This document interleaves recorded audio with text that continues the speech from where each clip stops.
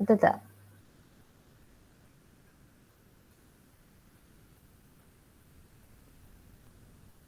So kita dah habis chapter 1 sampai economy system. Betul tak?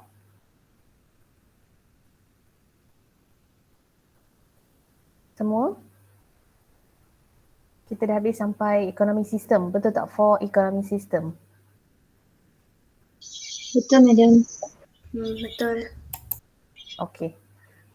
Jadi hari ni kita akan masuk chapter 2 lah ya. Chapter 2 demand and supply. Right? So chapter 2 apa yang kita akan belajar? Kita akan tengok definition of demand, law of demand, individual and market demand, and then change in quantity demanded, change in demand, determinants of demand, and exceptional demand. So kita tengok demand, benda ni yang kita nak tengok lah ya. And supply juga, right? Okay, so first kita akan go to demand lah ya. So we go understanding ya how actually what is demand and the components under demand, right? Okay, so demand usually bila kita sebut demand ni biasanya consumer lah ya. So kita nak explain about the nature of consumer, right? So demand is defined as consumers' ability and willingness to buy goods and services in a given period of time at particular price, ceteris paribus. Demand ni adalah ability and willingness of siapa? Of consumer to buy goods and services at particular price. Okay, ceteris paribus bermaksud other factor constant. Okay, other factor constant, price dia berubah. Itu adalah definition of demand. Bila kita kata tentang demand, demand ni adalah tentang demand of consumer, of buyer. Okay, so law of demand. So demand dia ada law, dia ada hukum lah. So law of demand states that when price of goods increases, quantity demanded decrease and vice versa. So bila harga naik, quantity menurun, dan apabila harga menurun, quantity meningkat. So when price decreases, quantity increase. When price increases, quantity demanded decrease. Negative relationship between price and quantity demanded. Kenapa negative relationship? Nature of human lah ya. Bila harga itu mahal, dibeli kita akan beli sedikit atau tak beli. Kan? Kalau harga itu murah, kita beli banyak. So itu nature of consumer, right? So negative relationship between price and quantity demanded. Alright, so kita tengok ya contoh demand schedule. Contohnya at RM9 quantity is 2 units. When price reduced to RM8.50, quantity increases to 4 units. When price increases to RM8, quantity increases further to 6 units. So bila harga turun, quantity naik. Dan bila harga meningkat, quantity akan menurun. Ya, macam 7 to 7.50, quantity reduced to 10 from 10 to 8 units. Ya, nampak tak? Alright. So this one show the negative relationship tu lah. Okay. Right. So the demand curve is downward sloping. Why it is downward sloping? To show the negative relationship between price and quantity demanded. So the y-axis here is price and the x-axis here is quantity. So when price increases, quantity decreases. When price reduces, quantity increases. So that's why the demand curve is downward sloping. So kalau dia macam turun bukit, itu adalah demand curve lah. Yeah. Right. Now we're going to look at individual demand and market demand. So what is the difference between individual demand and market demand? So individual demand refers to the demand of goods and services by a consumer or single individual. So kalau ada seorang saja consumer that consume that particular good, kita panggil individual demand. And for market demand refers to the demand of goods and services from a group of consumer. Kalau kita ada group of consumer, more than one consumer dipanggil sebagai market demand. So kita tambah secara melintang. Contohnya dekat sini. So this is the price of good X and the demand for good X. So we have individual A, B and C. So ini kita panggil sebagai individual demand lah. At RM1, Individual A demand 10 units, B demand 9, C demand 20. So how we going to find for market demand? Kita tambah ketiga-tiga ni, 10 tambah 9 tambah 20 jadilah market demand 39. Ya, sama juga at RM2. Individual A demand 8 units, B demand 7, C demand 18. So the market demand is 33. Okay. Now we're going to look at the difference between change in quantity demanded and change in demand. Kita dengar macam sama kan, demand juga. Tapi ada perbezaannya. So kalau change in quantity demanded, so kita ada satu sahaja curve di sini. Ya, maksudnya di sini perubahan itu berlaku dalam curve yang sama. So movement along the same demand curve. Okay, so apa yang menyebabkan movement along the same demand curve? Ya, when there is change in the price of the same good. Harga barang itu sendiri berubah. Other factors unchanged. Faktor lain tidak berubah. So bila harga barang itu sendiri berubah, kita kata perubahan itu berlaku dalam curve, demand curve yang sama dan kita panggil kuantiti dia sebagai change in quantity demanded. Contohnya, when price of pen increases, the quantity demanded of pen decreases. Nampak? Bila harga pen meningkat, kuantiti dia menurun. Kita kata apa? Quantity demanded. When the price of handphone decreases, the quantity demanded of the handphone increases. When the price of Honda Civic decreases, the quantity demanded of Honda Civic increases. Boleh faham tak? Bila harga barang itu sendiri yang berubah, kita panggil dia sebagai change in quantity demanded. Okay, so kita tengok upward movement. Upward movement kita panggil sebagai contraction. Kenapa? Sebab it represent increase in price and decrease in quantity. So bila price increase, quantity menurun. Bila quantity menurun, kita panggil contraction. And when price decreases, quantity increase, downward movement. Maknanya kita panggil expansion. Right? So this is how we explain for change in quantity demanded. On the other hand, what is change in demand? Kalau change in demand, dia akan ada lebih daripada satu curve. So bila change in demand, dia akan menyebabkan shift in the demand curve. Shift of the demand curve. Okay? So what actually causes this to change whenever there is change in other factors and the price of the same good remain constant. Harga barang itu tidak berubah. Harga barang itu tidak berubah, tetapi faktor-faktor lain yang akan berubah. So kita akan tengok kejap lagi apa itu other factors. So when the other factors changes, the demand curve will change. The demand curve will shift either to the right or to the left. So kalau change ataupun shift to the right from D0 to D1, maknanya apa? Increase in demand.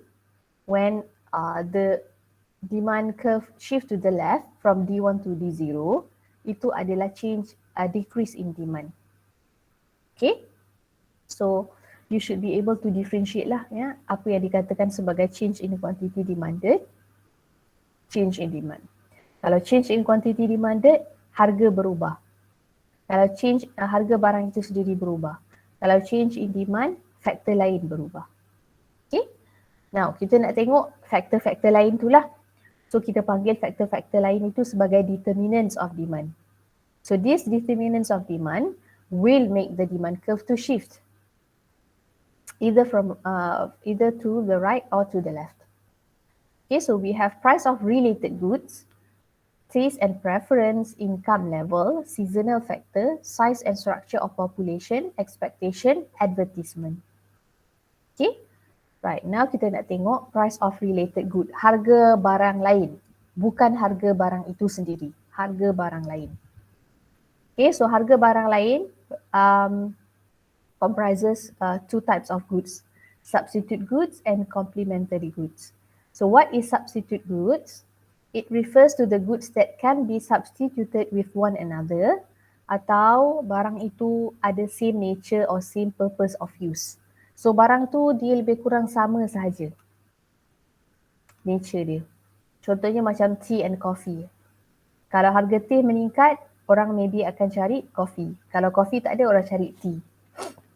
Okay, so harga satu barang dengan demand untuk barang lain tu ada dia punya related dia, interrelated. Yeah. For example, when the price of tea increases, the demand for coffee will increase. Kenapa? Sebab bila harga teh meningkat, people akan buy less tea sebab harga dah mahal. Jadi dia akan cari substitute tea which is coffee. So when price of tea increases, the demand for coffee will increase. The demand curve for coffee will shift to the right. So price of one good and demand of the other good are positively related. Okay? So sama juga kalau price of tea decreases, the demand for coffee will decrease. Right? So itu untuk substitute goods. Untuk complementary goods pula, it refers to the goods that are used together and it will complete each other. Ya, barang ni dua-dua kita kena beli serentak. Contohnya macam car and petrol. Without petrol, we cannot move the car. Yeah. So, for example, when the price of car increases, the demand for petrol decrease. Kenapa macam tu? Sebab bila harga kereta meningkat, orang akan kurang beli kereta, so kuranglah isi minyak. Ya, jadi when price of car increases, demand for petrol will decrease. So the price of one good and demand of the other good are negatively related. And vice versa. If the price of car decreases, the demand for petrol will increase. Okay, so this is for price of related goods. Right, so for taste and preference, so this taste and preference actually will affect demand significantly. If our taste and preference for certain goods and services increases, the demand will also increase. For example, if the taste for chocolate cake increases, the demand for chocolate cake will increase and the demand curve will shift to the right.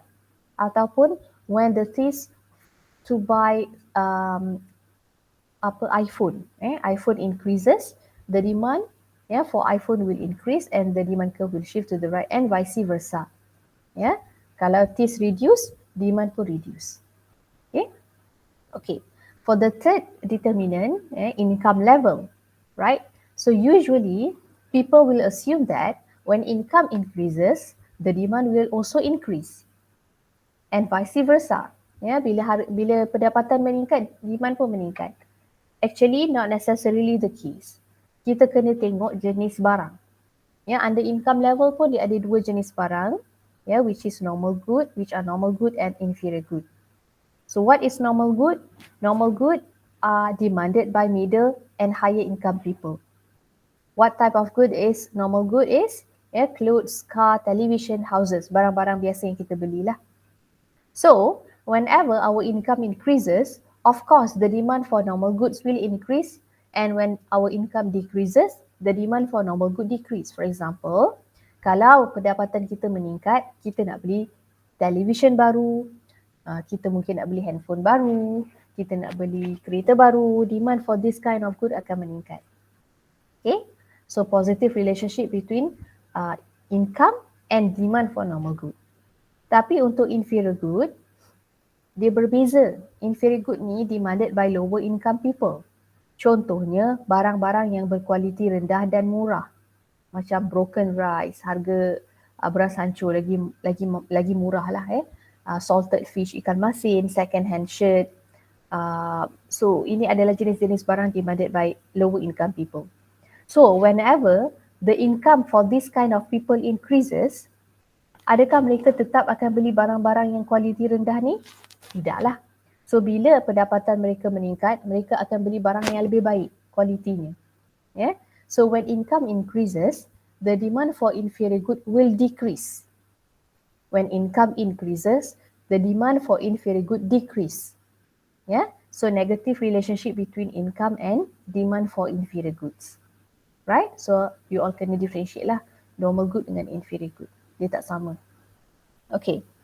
And seterusnya, seasonal factor, right? So during certain season, sometimes the demand will increase, and after that season, the demand decrease. Contohnya, during Ramadan, the demand for dates, kurma, increases. After Ramadan, the demand reduce. And for Kuih Raya, the demand increases during Ramadan, during Hari Raya, but after that, the demand reduce. Ataupun during winter, musim sejuk, demand for sweater, demand untuk baju sejuk increases, and after that during summer the demand will reduce. Okay, so itu adalah seasonal factor.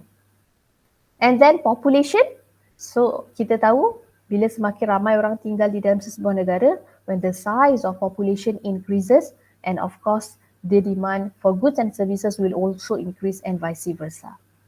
Ya, bila ramai orang tinggal di dalam negara tersebut, of course demand pun menjadi lebih banyak. Ya. Now, kita bukan nak tengok size saja, tapi kita tengok juga structure. Okay, structure of population sometimes structure population di dalam sesebuah negara itu sometimes lebih banyak perempuan daripada lelaki, lebih banyak kanak-kanak daripada orang dewasa, lebih banyak orang tua daripada orang muda. So for example, sekiranya dalam sesebuah negara itu lebih banyak old people compared to the adults ataupun compared to youngsters, ramai orang tua, then the demand for medication is greater than gadget. Demand ubat-ubatan lebih lagi daripada gadget. Ataupun lebih ramai wanita daripada lelaki, the demand for cosmetics increases. Ataupun more than demand for gadget. Kalau kanak-kanak melebihi daripada adults, then the demand for toys, demand for books will be increases or more compared to gadgets. Itu contoh structure of population. Right, and next is expectation. Kita punya jangkaan. So the higher the expected future price, the higher will be the current demand. Sekiranya kita expect harga meningkat in the future, tahun depan kita demand more this year. Contohnya kalau kita expect price of house increases next year, so kita akan demand more house this year. Sebab kalau next year kita beli, rugilah, mahal. Ataupun kalau kita expect harga kereta pula, when the price of car decreases, we expect the price of car will decrease next year, so kita akan demand less car this year. Sebab next year lebih murah, kita beli next year. Okay, so that is expectation. And the last one is advertisement. So advertisement, of course, advertisement will actually create awareness and it will create demand.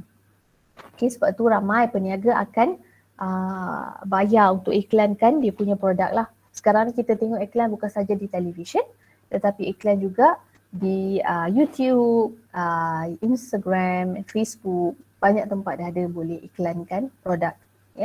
So when advertisement increases, the demand will also increase.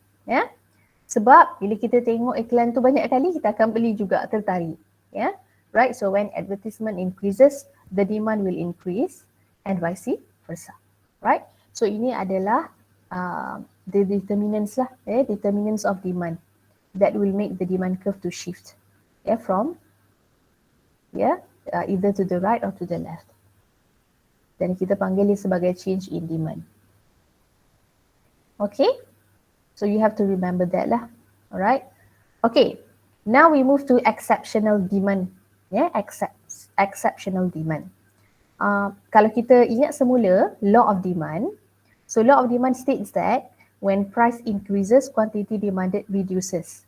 When price reduces, quantity demanded increases. Negative relationship between price and quantity demanded. Tetapi untuk exceptional demand, dia terbalik. Dia against the law of demand. Maknanya, when price increases, the quantity demanded increase. When price decreases, the quantity demanded decreases. Positive relationship between price and quantity demanded. Bukan untuk semua jenis barang lah, untuk dua jenis barang. Kita panggil sebagai given atau inferior good, dan status symbol good, ataupun kita panggil vablen goods. Okay, so kita tengok first one, given or inferior good.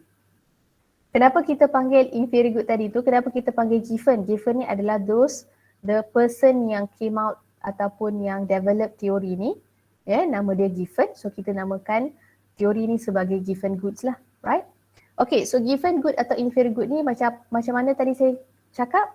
Dia adalah goods demanded by poor people, low quality goods.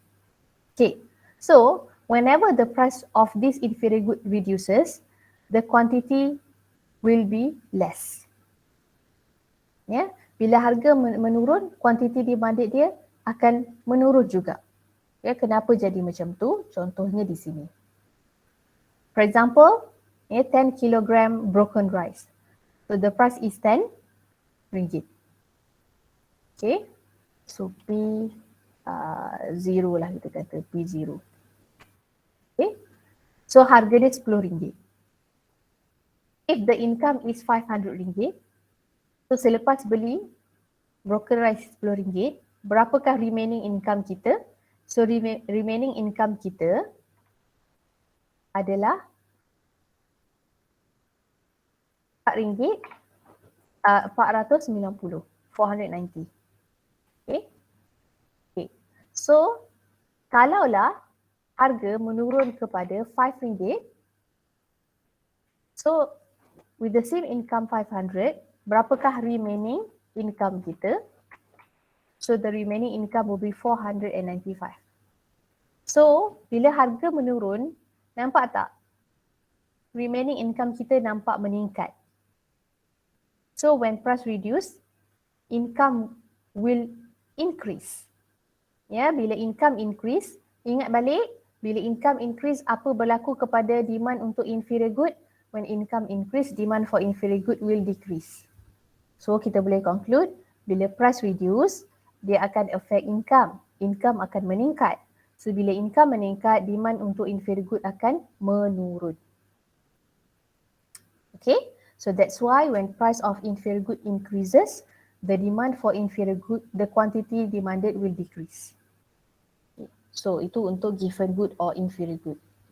What about Veblen goods or luxury goods atau kita panggil sebagai status symbol good? So nama orang yang develop teori ni namanya Veblen. So sebab tu kita kata Veblen goods ataupun status symbol good atau luxury good. Okay, so untuk orang-orang kaya ni, sometimes barang yang mahal sangat itu yang dia akan demand lebih banyak. Ya, contoh barang-barang antik, jewelry yang mahal-mahal, handbag yang mahal-mahal, ya, yang branded, lebih mahal harga barang itu, lebih banyak demand untuk barang tersebut. Okay, so when price increases, the quantity demanded will increase. Kenapa? Sebab dia nak show dia punya status. They are different from others. So dia nak show dia punya status bila cincin ke jewelry ataupun handbag ataupun kereta yang sangat mahal dalam dunia, itu yang orang akan beli. Ya, orang-orang kaya ni, sebab dia nak tunjuk dia adalah rich, so dia different from others, dia akan beli lebih banyak. So when price increases, the quantity demanded for Veblen goods will increase. So untuk dua jenis barang ni sahajalah ya yang against the law of demand.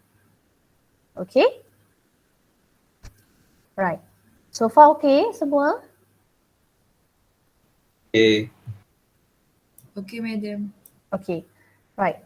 So saya nak kita buat exercise 1. You all buat. Semua dah ada graph paper ke? Ada. Ada, madam. Okay. So using this information, this is the price and quantity.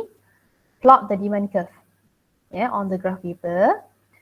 Right, after that buat soalan 2. Soalan 2, what is the effect of increase in income level on normal goods and inferior good? Jadi apa yang akan jadi kepada apa akan jadi kepada normal good dan inferior good sekiranya income meningkat? So apa? Untuk normal good, adakah demand meningkat atau menurun? Dan inferior good, adakah yang meningkat atau menurun? Awak explain lah macam mana kita belajar tadi. Number 3, if there is increase in price of tea, what is the effect on the demand for coffee? So tea and coffee adalah substitute goods. Jadi bila harga tea meningkat, apa jadi kepada demand for coffee? Explain. Right? So saya bagi masa, boleh?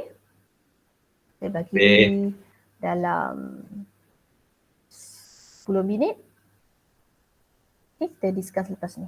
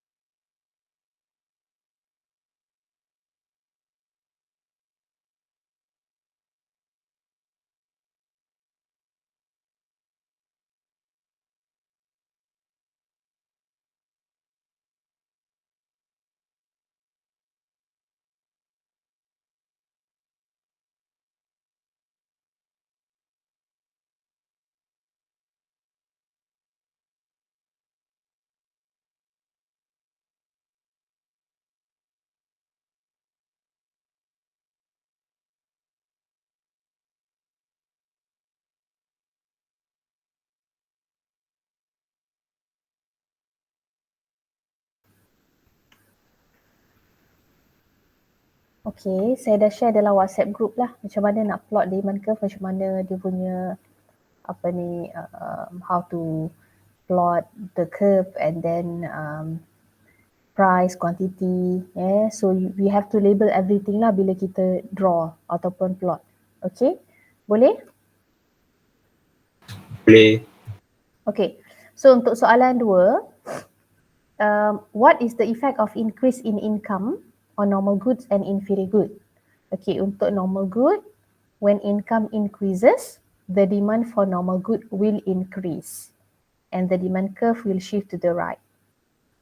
Okay, for inferior good, when income increases, the demand for inferior goods will decrease. The demand curve will shift to the left. Okay, right, so for number 3, if there is increase in the price of tea, what is the effect on the demand for coffee? So when the price of tea increases, the demand for coffee will increase. So the demand curve for coffee will shift to the right.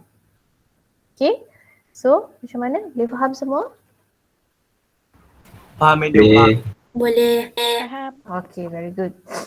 Okay, kita go to the supply pula So supply, ada masa lagi. Right, so untuk supply, supply dia lain supply dia opposite of demand. So supply ni kita nak bincangkan tentang supplier, seller atau producer. Okay, so supply is the ability and willingness to sell or produce particular goods in given period of time at particular price ceteris paribus. Maknanya it's the ability, willingness of producer, seller or supplier to sell, to produce the goods and services at particular price. Okay, so bila kita explain supply, kita terus fikirkan tentang seller atau supplier lah. Okay, so law of supply states that when price increases, quantity supply increase. And vice versa, when price reduce, quantity supply reduce. Okay, there is positive or direct relationship between price and quantity supply. Okay, kenapa bila price increase, quantity supply increase? Sebab producer dia nak profit, dia nak increase profit dia. So bila dia jual banyak, banyaklah pendapatan dia, banyaklah keuntungan dia. Sebab itu bila harga meningkat, dia jual banyak, harga menurun, dia jual sedikit. Okay, right. So kita tengok schedule. So when price reduce, for example from 9 to 8.50, quantity reduce from 10 to 8. When price reduce from 8.50 to 8, quantity reduce from 8 to 6. Okay, nampak bila price reduce, quantity reduce. When price increases, quantity increase. So that's why the supply curve is upward sloping. Upward sloping. So supply curve dia macam mendaki bukit.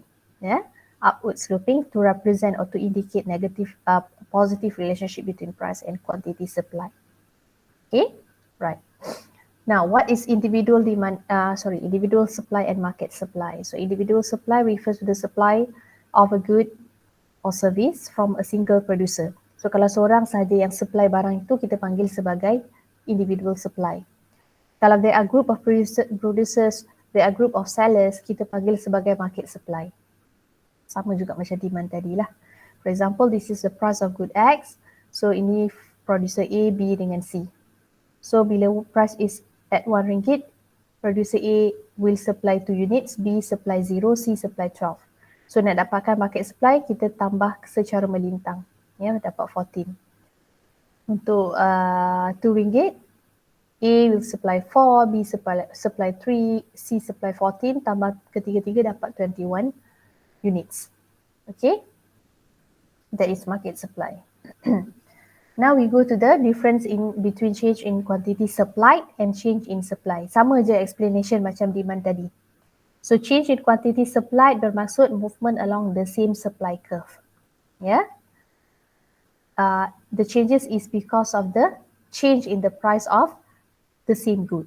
Bila harga barang itu sendiri berubah, kita kata change in quantity supplied.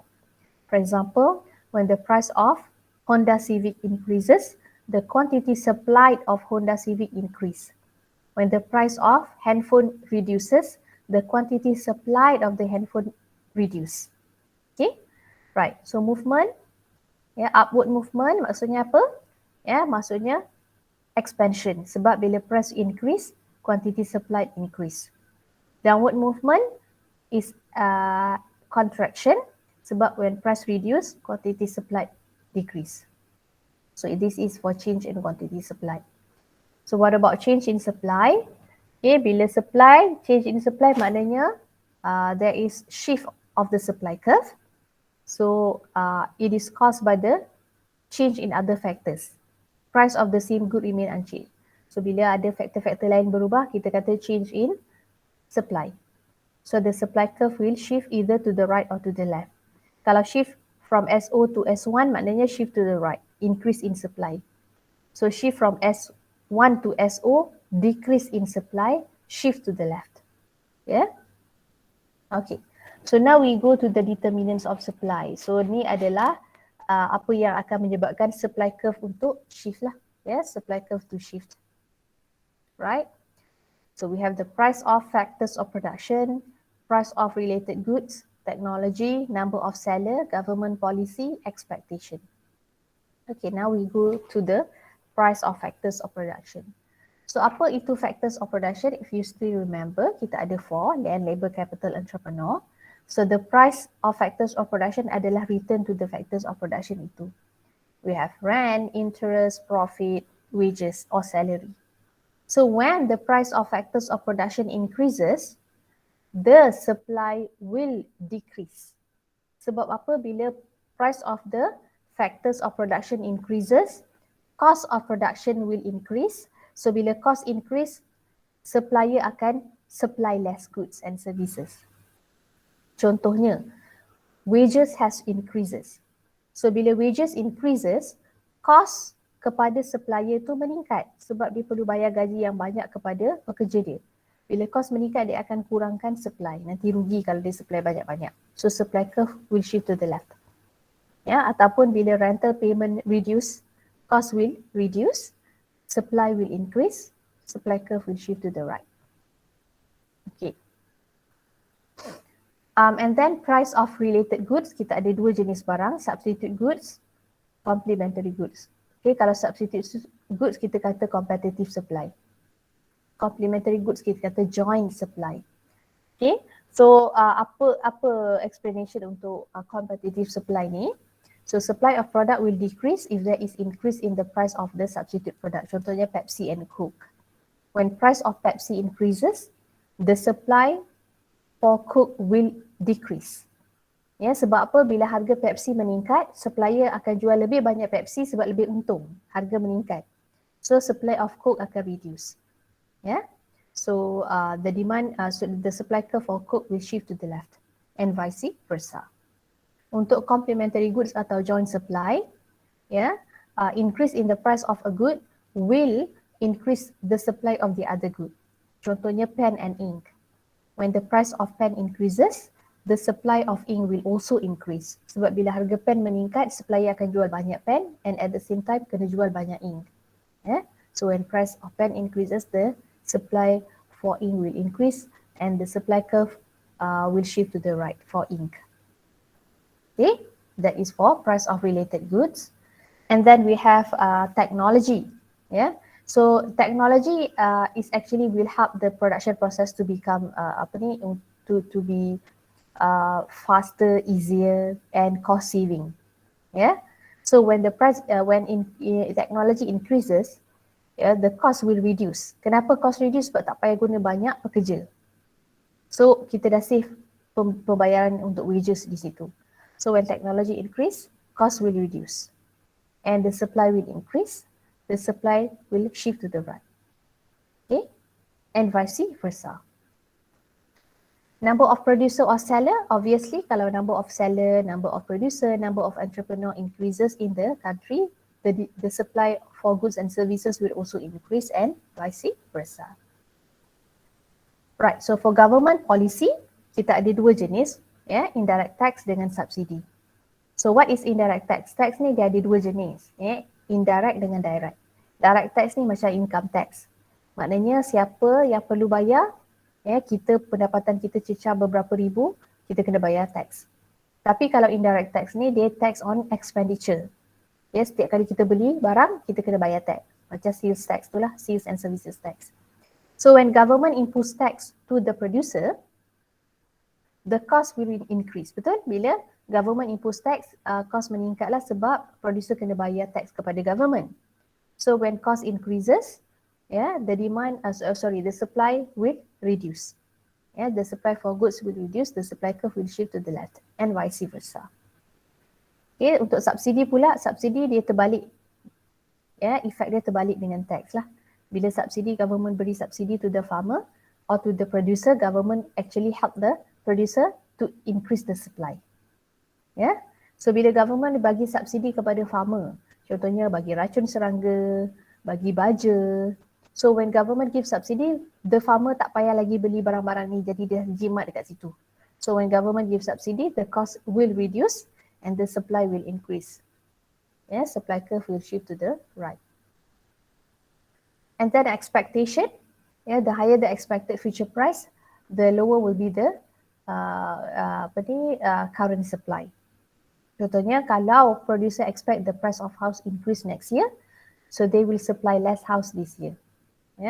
And if they expect the price of car will reduce next year, they will supply more car this year. Dia akan supply lebih tahun ini sebab tahun depan harga kereta dah murah, jadi dia akan untung tu sedikit kalau dia jual tahun depan, so dia akan jual banyak tahun ini. Okay, so that is basically determinants of supply lah. So these determinants akan menyebabkan supply curve to shift to the right or to the left, right?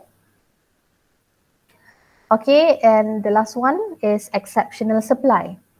Okay, so untuk exceptional supply, actually it against the law of supply. So kita tahu kalau untuk law of supply, bila price increase, quantity supply increase. And when price decrease, quantity supply decrease. Okay, tetapi untuk exceptional supply, bila harga meningkat, quantity menurun. Dia against the law of supply. So dia berlaku untuk labour market. And kita panggil dia sebagai backward bending supply curve. Right, so saya nak tunjuk kejap dia ada dalam textbook, so you all can refer to the textbook. Sekejap saya ambil textbook saya.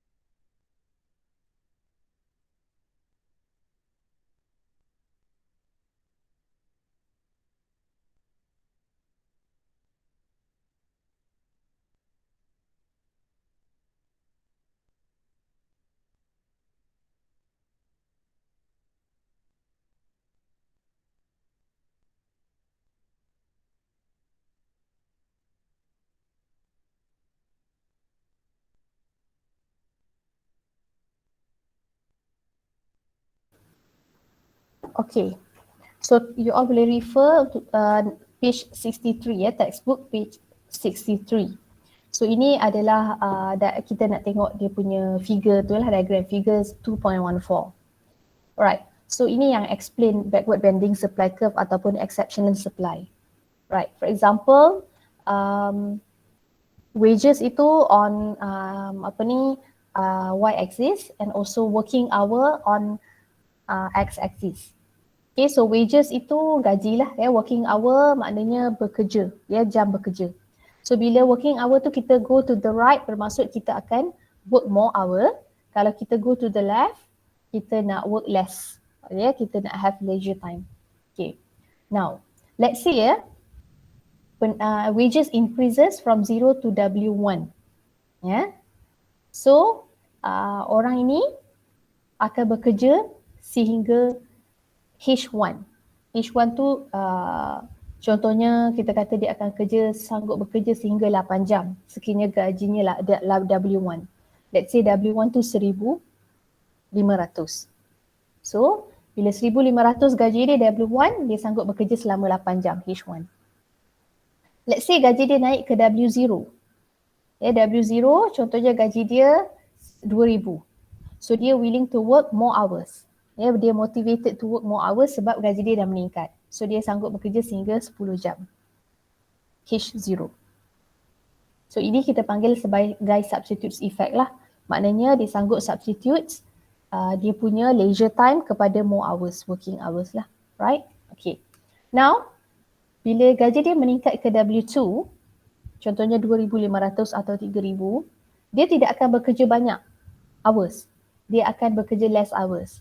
Maybe masa ni dia dah jadi jawatan dia dah lebih tinggi, dah naik pangkat, tak payah kerja banyak-banyak masa lagi, ataupun masa ni dia dah berumur, jadi dia perlukan masa yang lebih lama untuk berehat. So bila semakin banyak gaji dia, W2, dia akan work less hour. H2 contohnya hanya 6 jam bekerja sahaja. So yang ini nampak tak? Macam tadi daripada W1 ke W0, dia masih lagi follow the supply curve upward sloping tu. Increase in, bila wage increase, working hour increase. Maknanya bila price increase, quantity supply increase. Tapi bila W0 to W2, wage increase from W0 to W2, so dia punya supply curve ataupun kita kata dia backward bending supply curve. Maknanya dia price increase, quantity supply decrease. Okay, so ini kita panggil sebagai income effect. Income effect, right? So inilah yang kita maksudkan sebagai exceptional supply berlaku dalam labour market. Alright, so semua boleh? Boleh. Okay, lastly, nak minta you all semua cuba pula untuk lukis supply curve, right, on a graph paper. Okay, and then nanti boleh cubalah Okay, soalan 2 ni, if wage increases, what is the effect on the supply curve of cloth? So bila wage increases, wage ni apa? Wage ni adalah factors, price of factors of production. So bila wage increases, dia akan melibatkan cost. Cost will increase. So bila cost increases, the supply for cloth will decrease. The supply curve will shift to the left, right? Number three, suppose there is technological advancement in the production of car. What is the effect on the supply of car? So whenever there is technology, so technology will reduce the cost. So bila cost reduce, the supply of car will increase. The supply curve will shift to the right. Okay, so that is how kita explain untuk soalan melibatkan change in supply, change in demand, right? Okay, so bila kita plot supply curve ni, kita akan dapat upward sloping. Lepas ni you all boleh cuba, boleh cuba draw lah. Dia akan dapat the upward sloping. Okay, so basically itu sajalah untuk chapter 2. You have to read, you have to remember. Sebab nanti chapter 3, chapter 4, you all kena ingat balik semua ni sebab kita nak analyse market pula, market equilibrium. Any question?